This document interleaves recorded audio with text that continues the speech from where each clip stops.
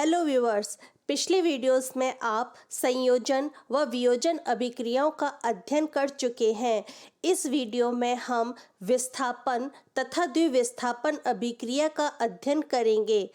आइए सबसे पहले विस्थापन अभिक्रिया के बारे में जानते हैं।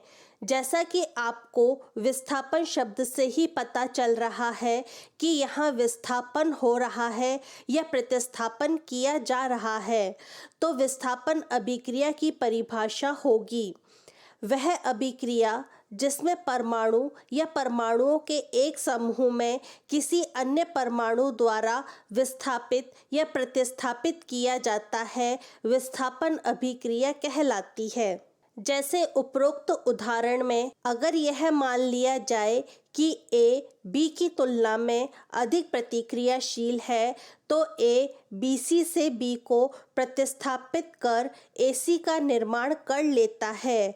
ध्यान दें, यह तभी संभव है जब A B से अधिक प्रतिक्रियाशील हो। आइए अब एक उदाहरण की सहायता से विस्थापन अभिक्रिया को समझते हैं। 3 लोहे की कील लेकर उन्हें रेगमाल से रगड़कर साफ करें।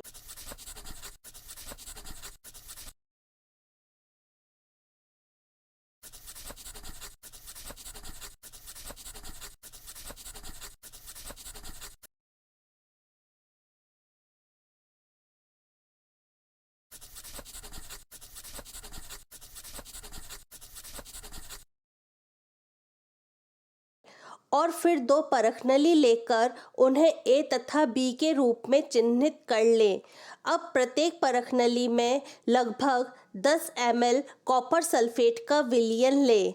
अब 2 लोहे की कील को एक धागे में बांधें और लगभग 20 मिनट के लिए परखनली B में कॉपर सल्फेट के विलयन में सावधानी पूर्वक डुबो दें।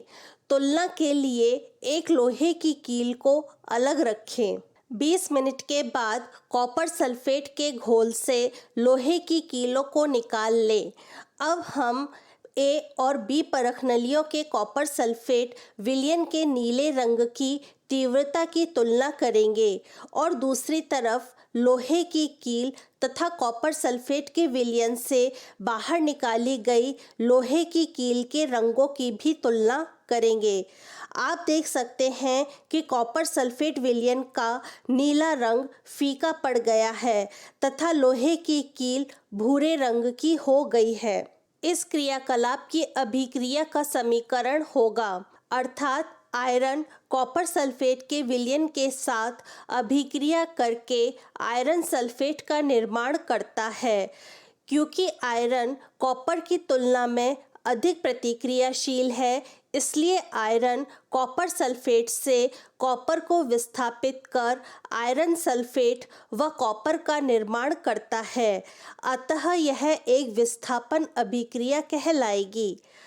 आइए विस्थापन अभिक्रिया के अन्य उदाहरण देखते हैं। इस अभिक्रिया में जिंक कॉपर से अधिक क्रियाशील है, अतः जिंक कॉपर सल्फेट से कॉपर को प्रतिस्थापित कर जिंक सल्फेट तथा कॉपर का निर्माण करता है। ठीक इसी प्रकार इस अभिक्रिया में भी लेड द्वारा कॉपर को विस्थापित कर लेड क्लोराइड का निर्माण किया जाता है। जिंक तथा लेड कॉपर की तुलना में अधिक प्रतिक्रियाशील तत्व है, इस कारण वे कॉपर को उसके यौगिक से विस्थापित कर देते हैं। अब आइए हम द्विविस्थापन अभिक्रिया के बारे में जानते हैं। ऐसे तो ये विस्थापन अभिक्रियाओं के ही समान होती हैं, लेकिन जैसा कि नाम से ही पता चल रहा है कि यह द्विविस्थापन है, अर्थात 2 परमाणुओं द्वारा 2 परमाणुओं का विस्थापन हो रहा है। अतः ऐसी अभिक्रियाएं जिनमें अभिकारकों के बीच आयनों का आदान प्रदान होता है, द्विविस्थापन अभिक्रिया अर्थात डबल डिस्प्लेसमेंट रिएक्शन कहलाती हैं। आइए एक उदाहरण की सहायता से द्विविस्थापन अभिक्रिया को समझते हैं। एक परखनली में लगभग 3 ml सोडियम सल्फेट का विलयन लें तथा एक अन्य परखनली में 3 ml बेरियम क्लोराइड का विलयन लें। दोनों विलयनों को मिलाएं। आप क्या देखते हैं? आप देखेंगे कि श्वेत रंग के एक पदार्थ का निर्माण होता है जो जल में अविलय है।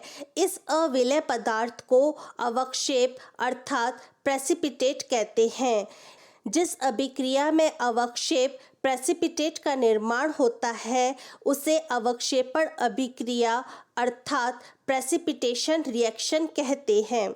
ये द्विविस्थापन अभिक्रिया का उदाहरण कैसे है, आइए जानते हैं।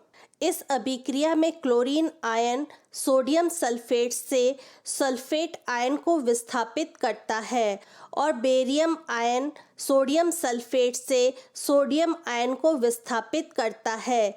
इसलिए यह एक द्विविस्थापन अभिक्रिया है। पर यह अभिक्रिया होती क्यों है, आइए जानते हैं। बेरियम तथा सल्फेट की अभिक्रिया से बेरियम सल्फेट के अवक्षेप का निर्माण होता है। एक अन्य उत्पाद सोडियम क्लोराइड का भी निर्माण होता है जो विलयन में ही रहता है। ऐसी अभिक्रियाएं जिनमें अभिकारकों के बीच आयनों का आदान प्रदान होता है उन्हें द्विविस्थापन अर्थात डबल डिस्प्लेसमेंट रिएक्शंस कहते हैं। इस वीडियो में हमने विस्थापन तथा द्विविस्थापन अभिक्रियाओं के बारे में अध्ययन किया। अगले वीडियो में हम उपचयन अपचयन अभिक्रियाओं के बारे में जानेंगे।